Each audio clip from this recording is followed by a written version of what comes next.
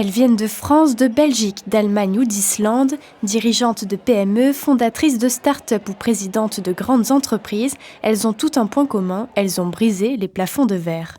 Réunies à Monaco pour la toute première fois, ces femmes à la tête d'entreprises partagent un même credo, affirmer un leadership au féminin, plus éthique, plus inclusif, plus tourné vers l'impact. J'ai dit qui veut se porter candidate et tout de suite Johanna Audrouge a dit Monaco, on le fait à Monaco. Et je pense que c'est une bonne chose parce que Monaco est dans l'Europe sans être dans l'Europe. Et c'est aussi assez central, ça donne envie à tout le monde de venir. Et la réunion d'hier a été extraordinaire parce qu'on a senti que c'était un vrai besoin et que celles qui étaient présentes disaient mais ça nous manquait, on a besoin d'échanger entre nous sur des sujets européens. Donc on est sur la bonne voie pour une Europe plus féminine. Oui, une Europe féminine et peut-être que s'il y avait, on le dit souvent, mais peut-être que si les Lehman Brothers avaient été des Lehman Sisters, le choc financier ou économique n'aurait pas existé. Mais c'est vrai, quand on met de la diversité dans une structure, on a beaucoup plus de chances de réussir.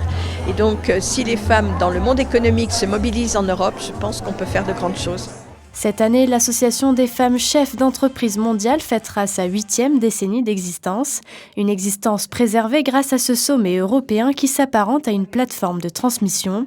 Ici, les femmes abordent des sujets variés, mentoring, création de réseaux transnationaux, débats sur la transition écologique, intelligence artificielle ou encore vie privée. J'ai renoncé à des loisirs, j'ai renoncé à du temps avec mes enfants, c'est ce que j'ai un peu essayé d'expliquer tout à l'heure, mais finalement c'est pour le mieux parce que je me rends compte maintenant, encore une fois avec du recul, après avoir énormément culpabilisé, parce que renoncer à du temps pour ses enfants, ça fait vraiment culpabiliser les femmes, mais avec du recul, je me rends compte que je passais moins de temps avec eux, mais le temps était, alors c'est un peu un bateau, mais de qualité, et qu'en réalité, on a une discussion et une interaction avec les enfants qui est plus profonde quand on a peu de temps.